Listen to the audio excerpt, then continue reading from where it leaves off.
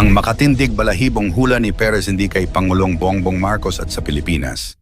Si Perez Hindi ay isang African prophetic voice na kilala sa matitinding pahayag tungkol sa mga bansa. Marami ang naniniwala na meron siyang gift of discernment at prophetic warning dahil ilan sa mga nauna niyang pahayag ay nangyari raw sa eksaktong buwan at sitwasyon.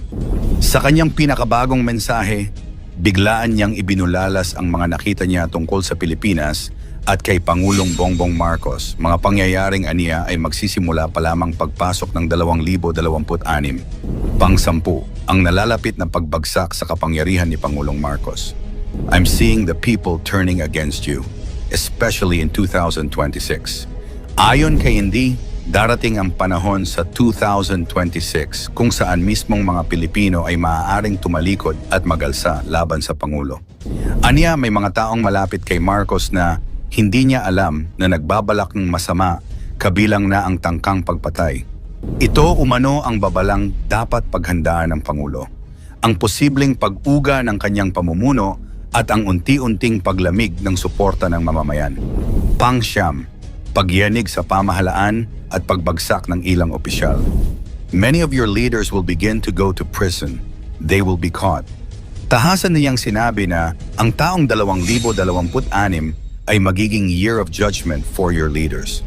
Ayon sa kanya, maraming nasa pamahalaan ang masasangkot sa iskandalo, masasampahan ng kaso, at makukulong dahil sa mga lihim na matagal nilang tinatago. Ito raw ay simula ng espiritual na paghuhukom sa gobyerno. Isang malawakang pag-uga ng kapangyarihan sa mataas na posisyon. Pang-8, masidhing paghuhukom laban sa katiwalian. If you know you've corrupted the people's money, just repent before you get exposed. Diretsong sinabi ni ND na may mga opisyal sa gobyerno na sangkot sa mabibigat na katiwalian at lihim na kulto.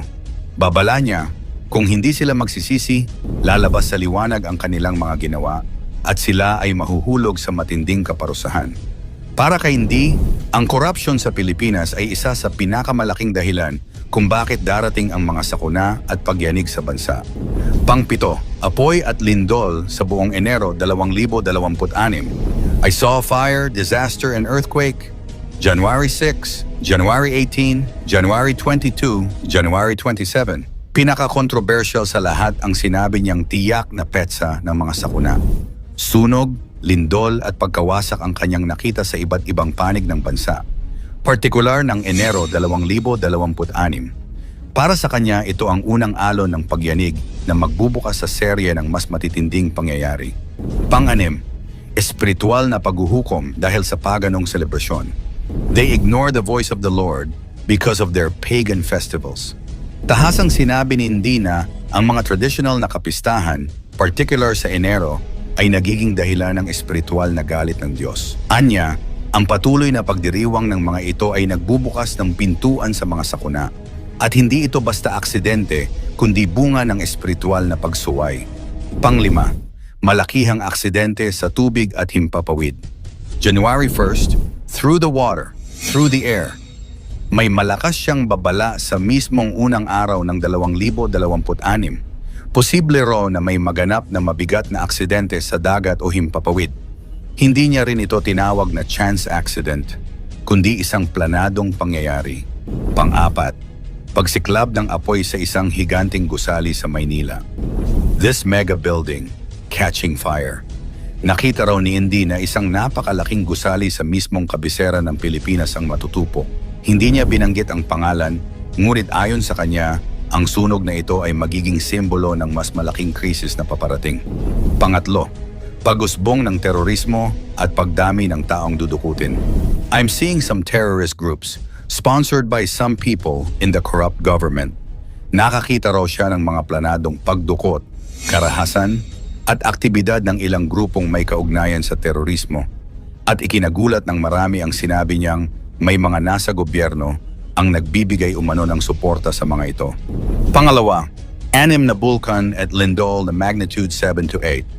6 volcanoes and a lot of earthquakes. Para kay Indy, 2026 ay hindi lamang taon ng sunog, kundi ng serye ng pagputok ng bulkan at malalakas na lindol. Hindi ito maliit na pagalog, kundi mga lindol na kayang magdulot ng pambansang kaguluhan. At ang ating number 1, taon ng pambansang hatol at panawagan ng pagsisisi. If you guys don't repent, those who don't repent will be removed. Ito raw ang pinakasentro ng kanyang mensahe. Ang 2026 ay Year of Judgment para sa Pilipinas. Kung hindi raw tutugon ang pamahalaan at ang sambayanan sa panawagan ng 3 araw na fasting at repentance, haharap ang bansa sa paghuhukom na hindi pa nararanasan. Ang nakakatakot na hula ni Edgar Cayce sa 2026, sa gitna ng katahimikan ng mundo, marami ang naniniwala sa mga hula ni Edgar Cayce. Kilala daw siya bilang the Sleeping Prophet. Narito ang 10 nakakatakot na hula niya sa 2026 pang-10. Ang Pilipinas bilang safe zone sa malalaking cataclysms. Hindi niya binanggit ang Pilipinas ng direkta, ngunit sinabi niyang maraming bahagi ng mundo ang lulubog, lalo na ang Japan at malaking bahagi ng US coastline. Dahil dito, ilang researchers ang nagbigay ng interpretasyon na ang Pilipinas ay maaaring kabilang sa mga lupang mananatili, hindi lubog, at hindi ko kontra sa natural na paggalaw ng lupa.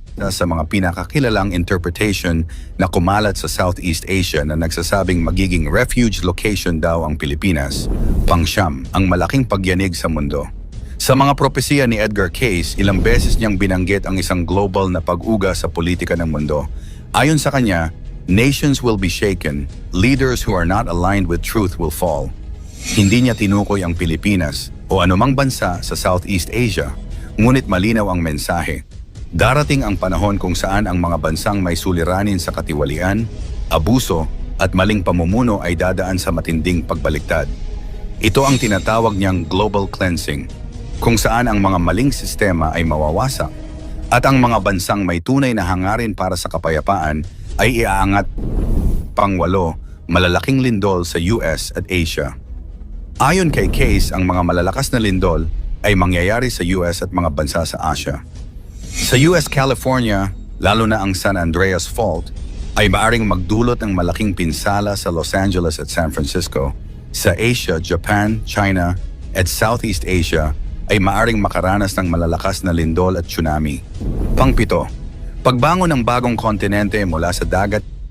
Isa sa pinakakamangha-mangha niyang hula ay ang paglitaw ng bagong kontinente mula sa dagat. Ayon sa kanya, ito ay maaaring mula sa Pacific Ocean o paligid ng Atlantic Ridge na nagre-representa ng muling pagsilang ng mundo.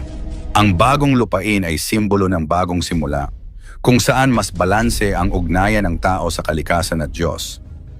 Pang-6, pagputok ng malalaking bulkan. Sa 2026, posibleng magkaroon ng mega eruption sa ilang malalaking bulkan tulad ng Yellowstone sa US, Mount Fuji sa Japan, at Mount Vesuvius sa Italy. Ang sunod-sunod na pagsabog ay maaaring magdulot ng volcanic winter, pagbagsak ng temperatura, at kakulangan sa pagkain. Ngunit ayon kay Cayce, ang mga ito ay bahagi ng Earth's cleansing at simbolo ng paglilinis ng kasakiman at kawalang respeto sa kalikasan. Pang-5, matinding pagbabago ng klima. Ang mga dating malamig na rehiyon ay maaaring uminit at ang mga mainit na lugar ay makakaranas ng kakaibang lamig. Ang matinding pagbabago ng klima ay hindi lamang pisikal kundi espiritual. Isa itong paalala na ang kalikasan ay tumutugon sa kasakiman, polusyon, at kawalang malasakit ng tao. Ang pagbabago ng klima ay magtuturo sa sangkatauhan na magbalik loob sa kalikasan at mamuhay ng mas responsable. Pang-4, pagkagulo sa ekonomiya ng mundo. Ayon sa kanyang mga readings, darating ang panahon ng pandaigdigang economic crisis. Ang mga bangko, stock market, at merkado ay maaaring maapektuhan ng sabay-sabay na pagbagsak. Ngunit ayon kay Cayce, ang crisis ay magbubukas ng daan sa bagong anyo ng ekonomiya na nakabatay sa kooperasyon, pagkakaisa, at espiritual na balanse. Pang-8, paglitaw ng mysterious disease. Isa sa nakakakilabot na hula ni Cayce ay ang pag-usbong ng isang mysterious disease. Ayon sa kanya, ang sakit ay magsisimula sa simpleng sintomas, ngunit kalaunan ay magiging komplikado sa neurological at respiratory system. Ang tanging paraan upang labanan ito ay malinis na katawan, isip at espiritu. Mapapansin na ang mga taong may disiplina, tamang pagkain, at mataas na espiritual na kamalayan ang makakaiwas o mas mabilis gumaling. Pangalawa, pagtaas ng espiritual na kamalayan. Isa sa pinakapositibong prophecy ni Case ay ang pagtaas ng spiritual consciousness. Darating ang panahon na maraming tao ang magigising sa katotohanan na ang buhay ay higit pa sa material. Ang pagbabagong ito ay magreresulta sa Age of Spiritual Enlightenment, kung saan ang pagmamahal, pagkakaisa, at malasakit sa kapwa at kalikasan ang mananaig at ang ating number one. Simula ng New Era. Ang pinakamakabuluhang hula ni Case ay ang simula ng New Era o bagong panahon. Ito ay yugto ng malalim na pagbabago sa moral, pisikal at espiritual na aspeto ng sangkatauhan. Bago dumating ang bagong panahon, darating ang serye ng krisis. Lindol, baha, pagbabago ng klima. Kung naniniwala kang may layunin ang mga babalang ito, i-type ang Amen sa comment sa ibaba, paki-like at i-share ang video. Maraming salamat at God bless!